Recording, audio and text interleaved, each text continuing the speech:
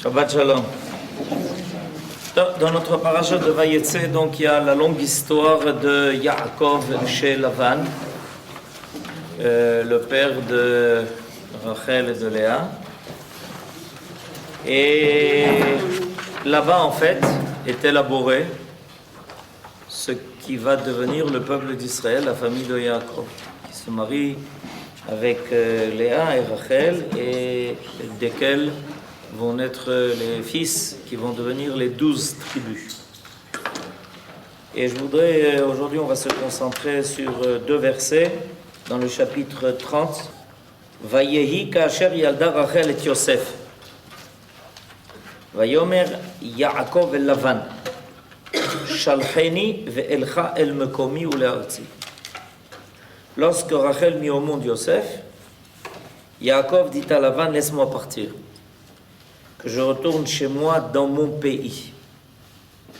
Tena et nashai, ve'et yeladai, asher avadeti otcha baen ve'elcha ki ata yadata et avodati asher avadaticha. Donne-moi mes femmes et mes enfants, pour lesquels je t'ai servi, et que je m'en aille. Car tu sais toi-même avec quel zèle je t'ai servi. Donc, on voit que Yaakov, chez Lavan, il est très fidèle dans le travail, dans le service qu'il fait. Et il sert avec beaucoup de zèle Lavan. Et il travaille de la façon la plus honnête à tel point que Yaakov sert de référence dans l'honnêteté dans le travail. Quand on veut expliquer à quelqu'un combien il doit être honnête dans son travail, combien il est redevable du temps pour lequel il est payé, on donne un exemple, Yaakov, qui a travaillé chez Lavan. Et puis voilà que tout d'un coup, un jour, au petit matin, Yaakov arrive chez Lavan, il lui dit, ben voilà, quoi voilà, ben je m'en vais. Comment tu t'en vas? Et pourquoi tu t'en vas? Je m'en vais, Zéou, est arrivé le temps du retour. C'est-à-dire que, de façon très claire, à un moment donné, Yaakov dit à Lavan qu'il doit le quitter et retourner sur sa terre. Et la Torah nous indique que ça s'est passé au moment où Yosef est né. C'est marqué en toutes lettres, Vayi ka'asher yalda Rachel et Yosef. C'est précisément quand Rachel a mis au monde Yosef que Yaakov s'adresse à Lavan pour lui dire, renvoie-moi, ve'elcha el mekomi ule'artzi, pour aller retourner à l'endroit qui est le mien et à ma terre.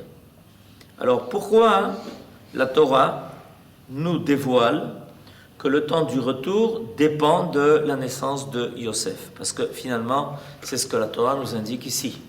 Elle nous indique qu'avec la naissance de Yosef, Yaakov savait qu'il devait quitter Lavan et retourner en Israël après un long exil auquel il a été obligé par la poursuite dont le poursuivait Esav. Alors, nous dit Mung dans son commentaire, lorsque Rachel mit au monde Yosef, pourquoi attend, dit-il, la naissance de Yosef pour décider de rentrer chez ses parents? C'est parce qu'il lui avait été révélé que la maison de Esav tomberait par les mains des enfants de Yosef, comme le prophète Ovadia le confirma. À présent, s'écria Yaakov, je n'ai plus à craindre Esav ni ses légions. Alors, donc, notre ancêtre Yaakov, qui est un homme très averti, puisque avant de partir chez Lavan, il a fait un plein de Torah et de Emouna. Selon la tradition que nous avons, pendant 14 ans, il était enfermé dans la yeshiva où on transmettait les secrets non seulement de la création du monde, mais de l'histoire du monde. Parce qu'il y a deux grands deux grands domaines à étudier, les secrets de la création et les secrets de l'histoire. Les secrets de la création s'appellent Maaseh Bereshit. Les secrets de l'histoire, ça s'appelle la façon dont Dieu dirige son monde, s'appelle Maaseh Merkava. Il y a deux grands domaines dans lesquels, si on est compétent, on peut pénétrer et comprendre et à la fois comment le monde se développe et comment l'histoire qui se déroule dans le monde progresse.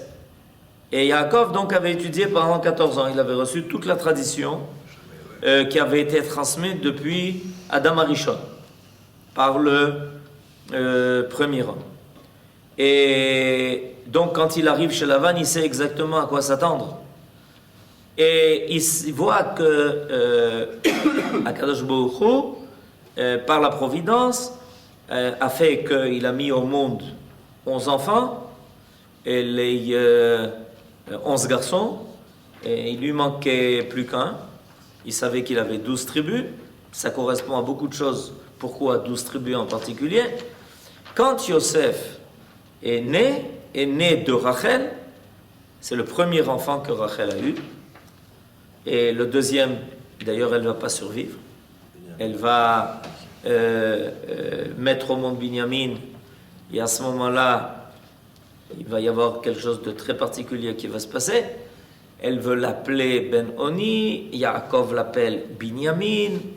Il y a quelque chose qui est à vérifier. Et ça ne peut se passer qu'en Eretz Israël, où on passe de Ben-Oni à Binyamin. Ça veut dire l'enfant de mon deuil, puisqu'elle meurt en couche, ou Binyamin, ou au contraire l'enfant de ma force, c'est Yaakov, qui sent que Binyamin est en train d'apporter la conclusion de l'apparition du peuple juif sur terre. Toujours est-il qu'avec Yosef, donc, Yaakov sait qu'il peut entreprendre le retour. Pourquoi? La tradition était que Yaakov n'avait pas échappé à Esav. Il avait échappé momentanément à Esav. Mais qu'il est clair que Esav l'attendait de pied ferme avec son retour en Eretz Israël. Parce que l'enjeu était Eretz Israël. L'enjeu entre les deux frères est Eretz Israël. Qui est-ce qui va avoir le mérite de faire apparaître l'aboutissement de l'histoire sur la terre où Dieu révèle sa présence sur terre? C'était l'enjeu. Et Yaakov savait ça pertinemment. Il avait suffisamment appris et compris de choses. Et il savait que son frère n'avait pas renoncé à son dessein de le décimer. Et donc, quand il revient, il sait que Esav l'attend. Maintenant, toute la question est de savoir pourquoi il est maintenant à mieux, il est plus apte d'affronter Esav que quand il s'est sauvé, que quand il est parti. Quand il est parti, il s'est sauvé. Son père et sa mère lui ont dit « Sauve-toi, sauve-toi, sauve-toi, c'est pas le moment, tu peux pas maintenant affronter Esav. » Et puis il revient, mais a priori maintenant, quand il revient, il est alourdi de tout le camp, de femmes, d'enfants, ça a l'air plus difficile. Non, parce qu'il y a Yaakov a ses forces décuplées par ses enfants, par le fait que Yaakov n'est plus seul. Il n'a plus à affronter Esav en tant qu'individu. Il affronte Esav en tant que collectivité. C'est toute la famille de Yaakov qui va maintenant affronter Esav. En tant qu'individu, au niveau individuel, Yaakov n'a pas la force d'affronter Esav. Au niveau collectif, Yaakov a la force d'affronter Esav. Donc, le temps de l'exil, c'est le temps où la force collective n'apparaît pas encore. Donc, on ne peut pas affronter Esav. Et quand Yosef naît, alors Yaakov sait que maintenant, il a la capacité d'être collectif, un peuple. Et pourtant, il manque un fils, comme je l'ai dit tout à l'heure. Et donc, a priori, l'apparence de la collectivité n'est pas terminée, puisque Binyamin ne va naître que à l'entrée d'Eretz Israël avec Rachel, qui va mettre au monde son deuxième fils, et qui, ayant fini de remplir son rôle sur terre, va quitter ce monde. Alors regardez le secret. Le secret, c'est Rachel elle-même qui l'a donné. C'est que Yaakov savait que Yosef était le premier de 2 frères. D'où elle le savait? D'où est-ce qu'il le savait? Parce que Rachel a donné à son fils, son premier fils qui est né, le nom qui appelle le deuxième. Imaginez-vous un peu ce qui se passe. Elle a un fils, on lui dit comment tu l'appelles? Elle lui dit ben je l'appelle du nom suivant, qui en est que tu me rajoutes un. C'est un peu particulier, Nahon, il faut le faire. Il faut le faire. Que Rachel appelle son premier fils en disant ah ben puisque j'ai eu un fils, Yosef li ben Acher, que Dieu fasse qu'il me rajoute un autre fils. Donc Rachel savait qu'elle portait en elle la capacité double de faire apparaître ses 2 fils, Yosef et Binyamin, qui vont être d'une qualité particulière, comme on le sait. D'abord, ils étaient très attachés l'un à l'autre, parce qu'en fait, c'est l'un qui appelle l'autre. Yosef appelle Binyamin. Avec l'apparition de Yosef, on sait qu'on attend Binyamin. Yosef li ben Acher. Ce qui laisse aussi entrevoir que Yaakov n'a pas à craindre Esav. Pourquoi? C'est qu'il est en vie pour avoir le deuxième enfant. Ben évidemment. Pourquoi?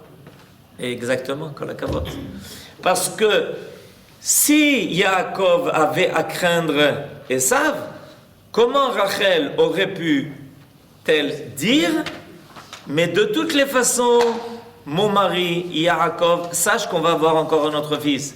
Si Esav risquait de menacer l'existence de toute cette famille, avec Yaakov compris et Rachel compris, donc rien ne pouvait être assuré.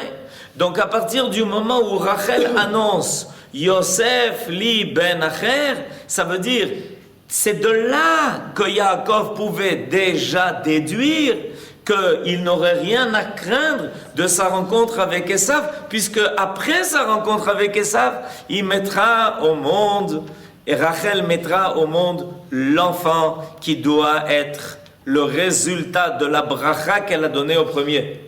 Elle avait le don de prophétie, Rachel? C'est clair. Toutes nos mères avaient ce don-là. Donc, Il en reste quelque chose sur les femmes. qu'est-ce qu'on peut dire?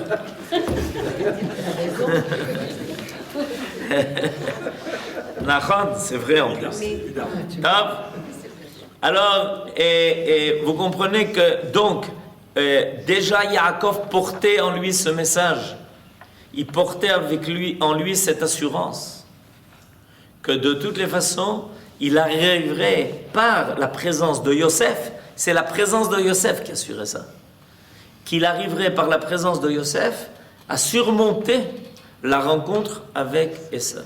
Il savait ça. Et quelle était la force particulière? Pourquoi Yosef, c'est précisément celui qui permettait à Yaakov de pouvoir se diriger vers Eretz Israël et d'être prêt à rencontrer Esav et de lui tenir tête, ce qui est arrivé. Les enfants de Yosef, explique le Maharal, se distinguent par leur conduite empreinte de pudeur. Ils vivent à l'écart du monde extérieur, comme Rachid le note. Ce sont de telles vertus qui finissent par l'emporter sur la force brutale, apanage d'Esav et de ses légions. Esav, c'est toute la force. C'est tout le monde dévoilé. Esav, ça veut dire, ça vient du mot Asouy, celui qui a déjà tout fait. Et c'est pour ça que Esav, dans sa vie, ne songe qu'à une chose, c'est profiter du monde. Il n'y a pas plus que ce qu'il rencontre. Alors il ne reste plus qu'à le manger. C'est pour ça que Esav est un homme de chasse. C'est ce qui est marqué. Ish Tsaïd. C'est quoi un homme de chasse? C'est un homme qui ne prend pas sur lui de rajouter quelque chose au monde, mais qui prend sur lui de profiter du monde. Un prédateur. Un prédateur. C'est-à-dire quelqu'un qui consomme ce qu'il y a. Et qu'est-ce que tu rajoutes? Rien. Et la force de Yosef, c'est de rajouter. Vous avez compris? C'est bidouk le contraire. La force de Yosef est d'être et de la capacité de celui qui va toujours ajouter quelque chose, qui va faire apparaître quelque chose. Et donc on comprend maintenant pourquoi Yosef va être celui qui, dans le monde où on a faim, va donner à manger à tout le monde. C'est lui qui va faire de l'Égypte une grange, qui va être capable de nourrir le monde entier. Yosef a cette capacité de toujours rajouter, non pas d'être celui qui va consommer le monde et qui risque de ne rien laisser. Okay? Comme on a vous avez entendu cette semaine la panique dans le monde. Vous n'avez pas entendu? Alors, on a raconté que les gaz qui se sont accumulés dans l'atmosphère sont arrivés au niveau extrême où le monde est en danger, les gaz nocifs qui ont été accumulés par la société des hommes qui ne pensent qu'à une seule chose, c'était une société de consommation, vous avez compris, donc la société de Esav, et cette société de consommation amène le monde à frôler sa destruction. Parce qu'on consomme, et à la fin, il ne reste plus grand-chose. Peu importe, après moi, Vous vous rendez compte un peu de cette expression, ce que ça veut dire? Vous avez déjà une fois réfléchi? Cette expression qui est tellement connue et qui veut dire quelque chose de très particulier. Après moi, le déluge. Qu'est-ce que ça veut dire? On s'en fout. Non! C'est beaucoup plus grave que ça. Vous avez raison, mais c'est encore beaucoup plus grave que ça. Quand on dit « après moi, le déluge », qu'est-ce que ça veut dire profondément? Ça veut dire que je me comporte comme la génération du déluge et que je sais que mon comportement va amener après moi le déluge. C'est pire. Vous comprenez? Quelqu'un qui dit « après moi le déluge ». Et d'où tu sais? Mais parce que je sais que ce que je suis en train de faire ne peut amener que le déluge. Vous avez compris? C'est-à-dire quelqu'un déclare, sans avoir honte, devant tout le monde, Benjamin le déluge, après moi, le déluge. Alors évidemment, on a escamoté le côté immoral de l'affaire en disant, non, il a simplement voulu dire qu'il s'en fiche. Mais ça veut dire quoi, s'en ficher? Ça veut dire ne pas endosser la responsabilité de l'existence du monde. Ça veut dire, je profite, je consomme, je fais ce que je veux, ce qui me passe par la tête, etc. Après moi, je sais qu'il y aura le déluge. Mais moi, je serai déjà plus là, donc moi, ça m'intéresse pas tellement. Mais c'est grave. En français, il y a des expressions de quoi vous faire hérisser les cheveux sur la tête. Un cercle vicieux. Vous vous rendez compte un peu de l'expression? Un cercle vicieux. Mais c'est terrible. Tout d'un coup, on a appris ça à l'école. Et puis un jour, on commence à réfléchir sur les expressions qu'on nous a vendues quand on était au cours préparatoire. Et on s'aperçoit qu'est-ce que cette culture a transporté. Qu'est-ce qu'elle a transporté? C'est quoi cette civilisation? Cette civilisation de Esav, qui pense au pire des choses et qui vous livre des expressions comme si c'était des choses anodines. Non, c'est anodin. Tu n'as rien d'autre pour dire cela, tu n'as rien d'autre. Non, parce que profondément, c'est exactement ce que je veux dire. En réalité, c'est de ça que je veux parler. Mais toi, tu ne fais pas attention. Ça, c'est ce que nous avions, Zichrono Livracha, appris de Manitou. Faites attention aux mots. Les mots, c'est pas pour rien. Il tue. Chaque culture choisit ses mots. C'est pas pour rien qu'on se sert de tels mots. On aurait pu choisir d'autres mots. Dire après moi le déluge, ça veut dire quelque chose. Mais ça veut rien dire du tout, enfin, tu vas pas prendre ça au sérieux. Mais le déluge, ça ne fait référence qu'à une seule chose. C'est ce qui est marqué dans la Bible, et vérifie pourquoi il y a eu le déluge. Alors comment quelqu'un peut dire après moi le déluge? Ah, c'est que des mots.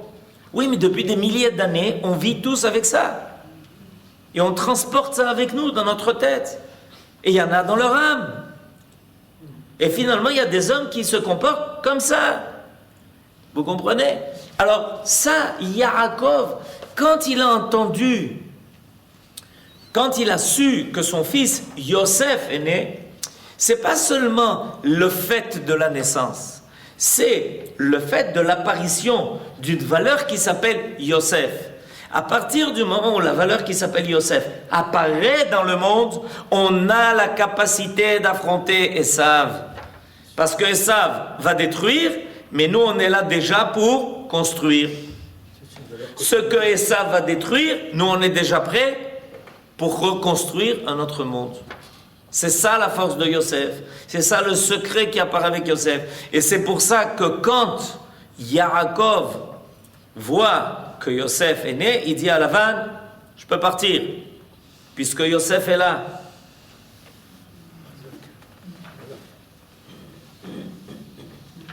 Ça veut dire que la naissance de Yosef recélait le retour.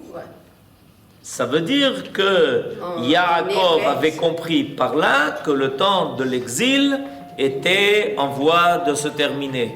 Parce qu'on est en exil à cause de Esav. Il ne faut pas l'oublier. On est en exil à cause de Esav. Qui est-ce qui nous a envoyés en exil pendant 2000 ans? C'est Esav. C'est Rome. C'est Rome. Rome qui avait fait l'alliance avec qui? Avec qui? Édom. Avec Édom. Édomite. Ouvrier. Il faut ouvrir le livre d'histoire à nouveau. Avec les Édomites. Hérode était lui-même un Édomite qui s'était converti. Et qui était le serviteur fidèle de Rome. Hérode était un Édomite. Ouvrez le livre d'histoire. Il s'est converti. Et il s'est converti et il a fait alliance avec Rome. En tant que converti? Oui, parce que les Romains avaient trouvé le roi qui pouvait être à la tête de Juda et faire leur bonne volonté. Ça s'appelle Hérode. Zéou. Donc c'est important de savoir. On est parti en exil à cause de Esav. Et il est clair que à notre départ de l'exil remet en cause la capacité de Esav de dominer le monde. Je ne peux pas continuer plus, c'est déjà les informations. Si je continue encore un peu plus, vous ouvrez déjà le poste de radio. Vous comprenez? Le retour d'Israël, c'est la remise en cause de l'hégémonie de Esav de le monde. Et Yaakov dit, ça y est, je peux repartir. Ah oui, pourquoi? Et on a Yosef avec nous. Nous, on l'appelle le Mashiach ben Yosef. Vous avez dit ça, Paris? Au moins, pour les réveiller. Vous voulez que la tour Eiffel tombe? Oui, c'est ça. Et bien sûr, s'il a dit C'est extraordinaire, extraordinaire. Tov. Alors, regardez la suite 26. Dans le suite du commentaire de Moon qui va compléter ce qu'on vient de dire. Ça va être complété. Pas le début, mais Yaakov consentit cependant. Vous voyez? Dans le deuxième paragraphe de 26, vous avez trouvé?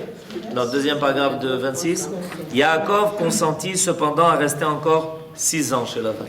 C'est-à-dire après ce verset-là qu'on vient d'étudier, il n'est pas retourné tout de suite. Ça a pris encore 6 ans à la sornoute. Quoi, je dis à la sornoute? Ça a encore pris 6 ans.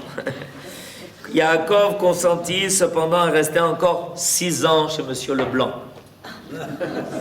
Puis, il le quitta. C'est Lavan, non? C'est pas Monsieur Leblanc, Lavan?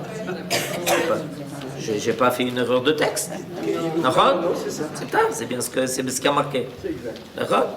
Puis, il le quitta finalement, sans prendre congé, et en prenant la fuite. Parce que Lavan, il n'était pas du tout content que Yaakov le quitte. Étant donné que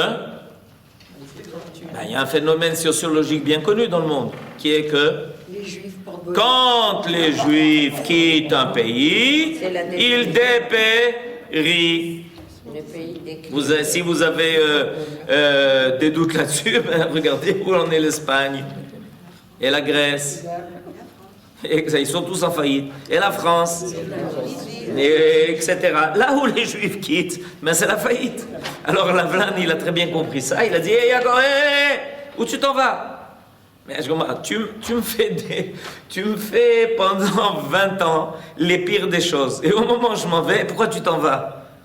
Ça rappelle quelque chose, non? Bon, enfin, toujours est-il que Yaakov consentit cependant à rester encore 6 ans chez Lavan, puis il le quitta finalement sans prendre congé en prenant la fuite. Ce fut au moment où Rachel était à nouveau enceinte. Et la première fois où il a voulu quitter, c'est quand Yosef est né. Et la deuxième fois où cette fois-là, il n'annonce pas qu'il va partir, mais cette fois-ci, il part, c'est quand Rachel est enceinte. Pourquoi? Parce qu'il est absolument impératif que Benjamin naissent ensemble. il a fait que Binyamin ne naisse pas chez Lavan. Et la Binyamin naisse en Eretz Israël. C'est absolument impératif. Il ne voulut en aucun cas, la suite, il ne voulut en aucun cas que le 12e fils qui devait couronner la famille d'Israël vienne au monde en dehors de la terre promise. Parce que Binyamin complétait l'édifice d'Israël. Or, le complément définitif du peuple d'Israël qui fait apparaître la Shrina ne peut se faire qu'en Eretz Israël. Et d'ailleurs, de là, on apprend que finalement, entre les mains de qui Esav va tomber, entre les mains des descendants de Binyamin. Yosef, c'est la force qui est capable d'affronter Esav. Mais celui qui est capable de concrétiser, de réaliser et de le mettre à terre, c'est Binyamin. C'est pour ça que Akadosh Baruch Hu dit au prophète Shmuel, va dire à Shaoul, le premier roi d'Israël de la tribu de Binyamin, va mener la guerre contre Amalek. Va. S'il avait fait, l'histoire aurait abouti. Il n'a pas fini son travail, on continue et on arrive à Purim. Mordechai qui est de Binyamin. Et tout le monde s'adresse à Mordechai en disant, mais qu'est-ce que c'est cette folie que tu as affronté Aman là où il passe? Tu cherches où passe le convoi présidentiel, d'accord? Et tu vas là-bas, et puis là où se trouve le convoi présidentiel de Aman, tu dis, hé, coucou. Et comment tu fais ça? Tu nous mets tous en danger.